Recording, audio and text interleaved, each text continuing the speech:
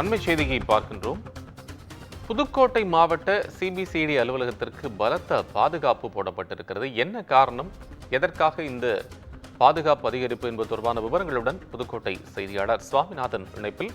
சுவாமிநாதன், உங்கள் விவரங்களை பதிவு பண்ணலாம். வணக்கம் கோபால். புதுக்கோட்டை மாவட்டம் வேங்கவேலில் பட்டியலின மக்கள் வசிக்கக்கூடிய பகுதியில் உள்ள மேல்நிலை நீர்த்தேக்க தொட்டியிலிருந்து கடந்த 2 வருடங்களுக்கு, அதாவது 2022 டிசம்பர் 26ஆம் தேதி மிகப்பெரிய ஒரு சர்ச்சைக்குண்டான விவகாரம் நடைபெற்றது. அது வந்து அங்கே உள்ள மேல்நிலை நீர்த்தேக்க தொட்டியில மனித மலம் கலக்கப்பட்டதாக தகவல் வெளியாகியது. 2 வருடங்களாக விசாரணை நடைபெற்று வந்த நிலையில கடந்த 20ஆம் தேதி வேங்கவேலை சேர்ந்த ஆயுதப்படை காவலர் முரளிராஜா, சுதர்சன் மற்றும் முத்துகிருஷ்ணன் ஆகியோர் மீது குற்றச்சாட்டு வைத்து அவர்கள் தான் இந்த சம்பவத்திற்கு காரணமானவர்கள் என்று குற்றச்சாட்டு வைத்து தமிழக அரசு நீதிமன்றத்தில் ஒரு குற்றப்பத்திரிகையை தாக்கல் செய்தது.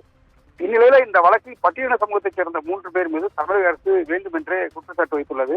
இதை நீதிமன்றம் ஏற்றுக்கொள்ளக்கூடாது, இந்த வழக்கை வந்து சிபிசிஐடி மாற்ற வேண்டும் என்று விடுதலை சிறுத்தைகள் கட்சி உள்ளிட்ட பல்வேறு கட்சிகள் சமூக மாதிரி எதிர்ப்பு தெரிவிக்கின்றன. மேலும் வேங்கவேல் கிராமத்தை சுற்றி காவல்துறையினர் பலத்த பாதுகாப்பில் இருந்து வரும் நிலையில் வெளிநபர்களை உள்ளே அனுமதிக்காமலும் வேங்கவேல் கிராமத்திற்குள் உள்ளே செல்லும் அந்த ஊரர்களை அனைவரையும் தீவிர பரிசோதனை செய்து முழு விசாரணைக்கு பிறகே அவர்கள் உள்ளே அனுமதிக்கப்பட்டு வருகின்றனர். இந்நிலையில வந்து இந்த வேங்கவேல் கிராமத்தில் வழக்கில் வந்து சிபிசிஐடி போலீசார் தாக்கல் செய்த குற்றப்பத்திரிகையில் பல்வேறு முரண்பாடுகள் இருப்பதாக, அதை ஏற்றுக்கொள்ளக்கூடாது என்றும் குற்றப்பத்திரிகை குற்றவாளிகள் என்று கூறப்பட்டுள்ள 3 பேர் சார்பில் அவர்களது வழக்கறிஞர்கள் வந்து புதுக்கோட்டை வன்கொடுமை தடுப்பு சிறப்பு நீதிமன்றத்தில் மனு தாக்கல் செய்தனர். இது ஒரு புறம் இருக்க, அந்த வழக்கு குறித்து தமிழக சிபிசிஐடி போலீசாரும் வந்து இவங்க 3 பேரும் பட்டியலின சமூகத்தைச் சேர்ந்தவர்கள், அதனால இந்த வழக்கு வந்து புதுக்கோட்டை வன்கொடுமை தடுப்பு சிறப்பு நீதிமன்றத்தில் விசாரிக்கப்பட்டு வருகிறது.